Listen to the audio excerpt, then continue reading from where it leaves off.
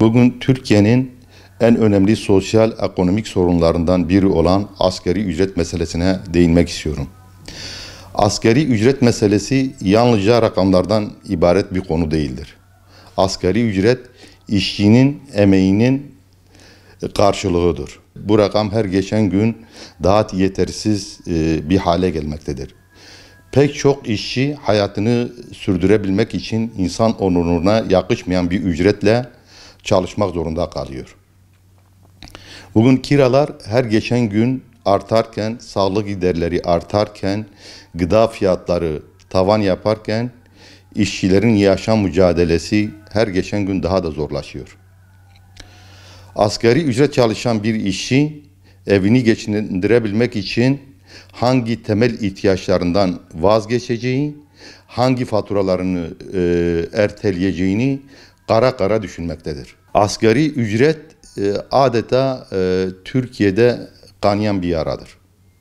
Ve asgari ücretli sayısı milyonları aştığından dolayı bu konu sosyal ekonomik bir sorundan çıkıp adeta iktidarla muhalefetin birbirlerine koz kullanma şekline de dönüşmektedir.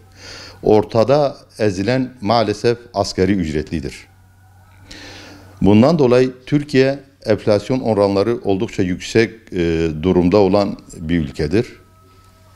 Bu da alım gücünü ve asgari ücretlinin maaşını adeta eritmektedir.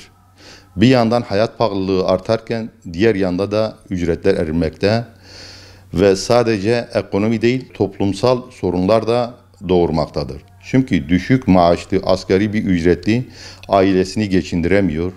Aile içinde hoşsuzluklar doğmaya başlıyor. Aile içi şiddetten tutun da birçok mesele maalesef ülke gündemine gelmektedir. Asgari ücret ile geçimini sağlayan gençler evlenemiyor. Evlilik oranları gitgide düşmektedir. Bundan dolayı asgari ücretin belirlenmesinde dikkat edilmesi gereken bir iki unsurdan bahsetmek istiyorum. Asgari ücret bir kere adalet ve insan onuruna yakışır bir ücretle belirlenmesi gerekir. Çünkü hiçbir işçi emeğin karşılığını almadan emek vermek istemez. İkincisi enflasyon ve yaşam pahalılığı. Türkiye'deki yüksek enflasyon nedeniyle yapılan asgari ücret artışları bir iki ay sonra hiçbir anlamı kalmıyor. Çünkü ücret tamamen erimiş oluyor.